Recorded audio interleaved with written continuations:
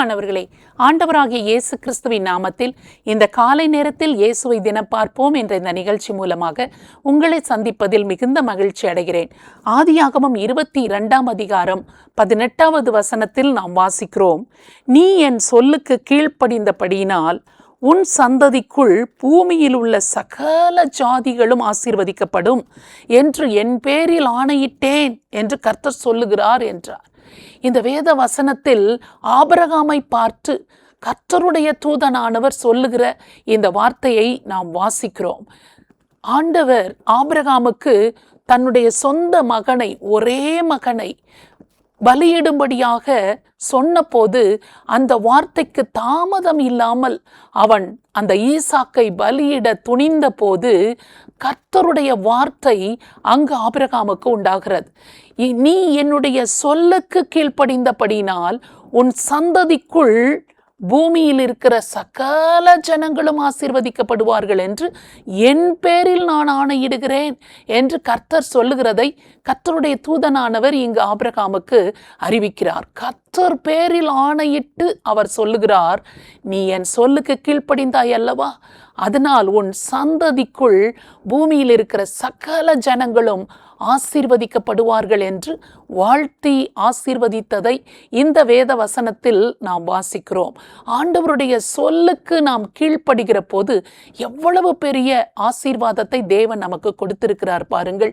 மரியாளுடைய வாழ்க்கையில் நடைபெற முடியாத ஒரு சூழ்நிலை வந்தபோது இது எப்படியாகும், நடக்கக்கூடிய காரியமே அல்ல என்று அவர்கள் தியங்கின போது தேவனுடைய தூதனானவர் சொல்கிறார், தேவனால் கூடாத காரியம் ஒன்றுமே இல்லை என்று சொன்ன உடனே, இதோ ஆண்டவருக்கு அடிமை, உமது வார்த்தையின்படியே எனக்கு ஆகட்டும் என்று அந்த வார்த்தைக்கு, அந்த சொல்லுக்கு அப்படியே கீழ்ப்படிந்து தன்னை மரியாள் அர்ப்பணித்ததை நாம் வாசிக்கிறோம். மரியாள் அப்படி அந்த சொல்லுக்கு கீழ்ப்படிந்து அர்ப்பணித்ததினால் எவ்வளவு பெரிய மீட்பு உலகத்திற்கு, மனுக்குலத்திற்கு உண்டானது பாருங்கள்.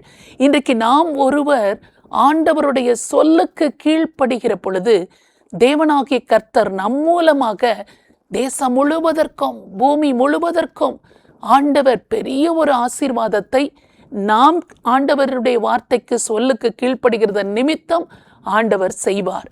இதனால்தான் மரியாள் கானாவூர் திருமண வீட்டில் அவர் உங்களுக்கு என்ன சொல்லுகிறாரோ அதன்படி செய்யுங்கள் என்று அந்த இக்கட்டான நிலைமையில், திராட்சை ரசம் தீர்ந்து போய்விட்டது, அவமானப்பட்டு விடுவோமோ என்ற ஒரு சூழ்நிலை நடுவில் இயேசு என்ன சொல்லுகிறாரோ அதன்படி நீங்கள் செய்துவிட்டால், அந்த சொல்லுக்கு நீங்கள் கீழ்ப்படிந்து விட்டால் ஒரு பெரிய ஆசீர்வாதத்தையும் நன்மையையும் பார்த்து விடுவீர்கள் என்பதாக மரியாள் அங்கு சொல்லிவிட்டு போகிறதை நாம் வாசிக்கிறோம். ஆனால் சவுலுடைய வாழ்க்கையில் பாருங்கள், ஆண்டவருடைய சொல்லுக்கு அவன் கீழ்ப்படியாததினாலே அவன் எவ்வளவு பெரிய ஆசீர்வாதத்தை இழந்து போய்விட்டான். இந்த நாள் காலையிலே ஆண்டவருடைய சமூகத்தில் நம்மை ஒப்பு கொடுக்க போகிறோம். ஆபிரகாமை போல உம்முடைய சொல்லுக்கு நான் கீழ்ப்படிந்து, ஆண்டவரே அது நிமித்தமாக நானும் என் சந்ததியும், ஆண்டவரே இந்த பூமி முழுவதும் ஒரு ஆசீர்வாதத்தை சுதந்தரித்து கொள்ள எனக்கு உதவி செய்யும், என்னை ஆசீர்வதியும் என்று சொல்லி நாம் இன்றைக்கு ஜெபிப்போமா? ஸ்தோத்திரம் ஆண்டவரே, உம்மை நன்றியோடு நாங்கள் துதிக்கிறோம்.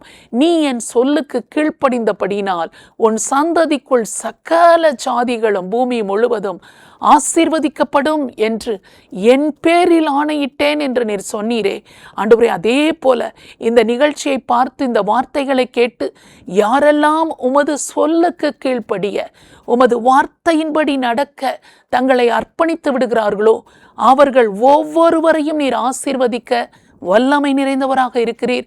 அவர்களை மாத்திரம் அல்ல, அவர்களுடைய தனிப்பட்ட கீழ்ப்படிதலின் மூலமாக சந்ததியும் பூமி முழுவதும் ஆசீர்வதிக்கப்படும் என்று நீர் வாக்குரைத்தபடினால், ஒவ்வொருவருடைய கீழ்ப்படிதலினால் அவர்கள் மூலமாக சந்ததிகளும் பூமி முழுவதும் ஆசீர்வாதத்தை சுதந்தரித்து கொள்ள கர்த்தர் ஒவ்வொருவரையும் ஆசீர்வதிக்க வேண்டும் என்று உம்முடைய கிருபையுள்ள கரங்களில் அர்ப்பணித்து ஜெபிக்கிறோம்.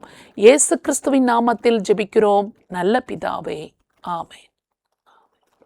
இந்த நிகழ்ச்சி உங்களுக்கு மிகுந்த ஆசீர்வாதமாய் இருந்திருக்கும் என்று நிச்சயமாய் நாங்கள் நம்புகிறோம். நீங்கள் பெற்ற நன்மைகளை எங்களோடு கூட பகிர்ந்து கொள்ளுங்கள், மற்றவர்களுக்கும் ஷேர் பண்ணுங்கள். கர்த்தர் உங்களை ஆசீர்வதிப்பாராக. ஆமென்.